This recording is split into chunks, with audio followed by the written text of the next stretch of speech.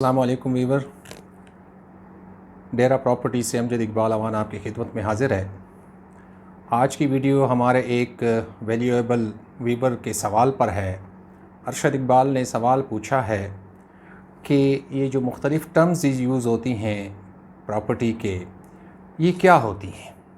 आज जो प्रॉपर्टी में जो जायदाद के कागज़ात में रेवेन्यू डिपार्टमेंट में पटवार ख़ाने में जो मुख्तलिफ़ किस्म के अल्फाज इस्तेमाल होते हैं, उनके बारे में आपको मैं बताऊंगा कि वो क्या होता है। सबसे पहले तो मैं आपको ये बता दूं कि जो महकमा माल है वो उसने सबसे पहले यूनिट बनाए रेवेन्यू के। बड़े बड़े जो गांव थे उनकी पहचान के लिए यूनिट बनाए गए और उन यूनिट्स को, जो रेवेन्यू यूनिट्स थे, उनको आसान अल्फाज में मैं आपको बता दूं कि मौज़ा कहते हैं। हर गाँव मौज़ा नहीं होता, बल्कि एक बहुत बड़ा गाँव जो होता है वो मौज़ा कहलाता है। जैसे हमारे यहाँ अगर लें इस शहर में तो मौज़ा मुरियाली, मौज़ा डेरा, मौज़ा शोरकोट, ये मौज़ा जात हैं। अब जब वो मौज़ा जात बन गए तो उसमें ज़ाहिर है फिर ज़मीनें थीं, बड़ी बड़ी बरादरियों की ज़मीनें थीं। फ़र्ज़ करें मुरियाली में बलोच बरादरी की ज़मीनें थीं, इसी तरह शोरकोट में जो है ना कोई और कौम थी।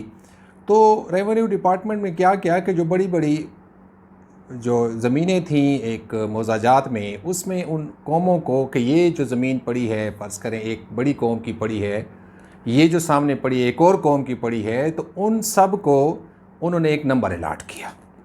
सबसे पहली बात तो आपने ये समझ ली कि मौज़ा बनाया गया। मौज़ा में जो ज़मीनें थी बड़े बड़े लोगों की, बड़ी जायदादें थीं, रकबे थे कई कई एकड़ों को मुश्तमिल, तो उसके लिए उन्होंने जो है एक नंबर अलाट किया जिससे ये पहचान हो सके।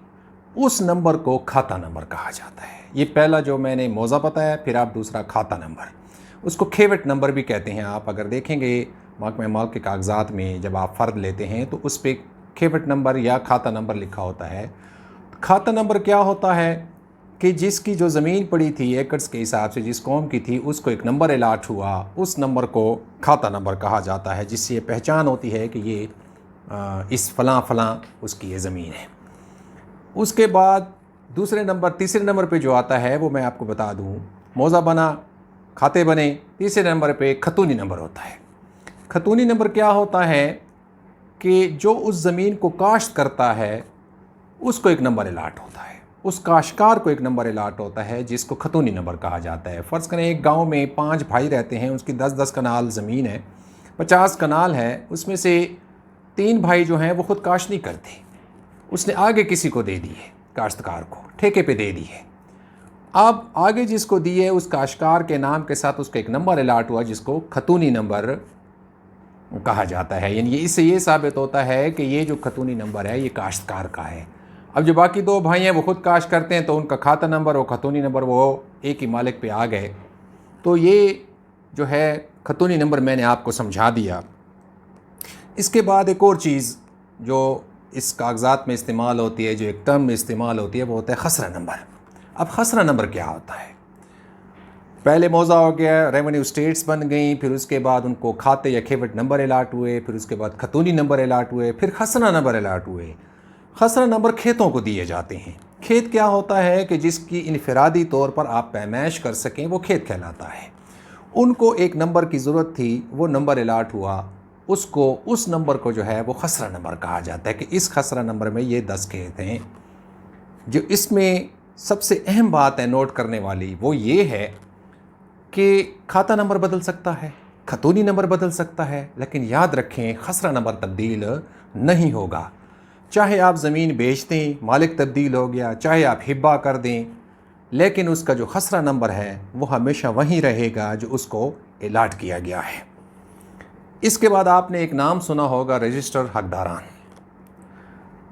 इसको रजिस्टर हकदारान भी और जमाबंदी भी कहा जाता है। ये जो खेवट नंबर है या खाता नंबर है या खतूनी नंबर है, ये खसरा नंबर है, ये सारा रिकॉर्ड इसी रजिस्टर हकदारान में दर्ज होता है। इस रजिस्टर हकदारान में ये भी दर्ज होता है कि किसी ज़मीन पे अगर स्टे है तो वो स्टे आदमी ला के इनको देता है, तो उस रजिस्टर हकदारान पे ये नोट कर देते हैं कि ये ज़मीन अभी नहीं फ़रोख्त हो सकती, ट्रांसफ़र नहीं हो सकती, क्योंकि इस पे अदालत की तरफ से स्टे है, या जो ज़मीन गिरवी रखी गई है बैंक में या किसी और जगह, उसका भी रिकॉर्ड जाके वहाँ मालूम किया जा सकता है कि ये रहन है, गिरवी है, मॉर्गेज है। तो ये रजिस्टर हकदारान में ये चीज़ें दर्ज होती हैं। इसी रजिस्टर हकदारान से जो है ना फिर फ़र्द बनता है, जिससे मलकियत शो होती है, खसरा नंबर शो होता है, जिससे खतूनी नंबर शो होता है। ये उस कागज़ के टुकड़े पर ये सब कुछ दर्ज होता है। तो आज मैंने आपको बताया कि रेवेन्यू स्टेट्स बनाई जाती हैं, जिसको मौज़ा कहा जाता है। फिर उसमें मुख्तलिफ जो है नंबर अलाट हुए ज़मींदारों को, उसको वो खाता नंबर हुए।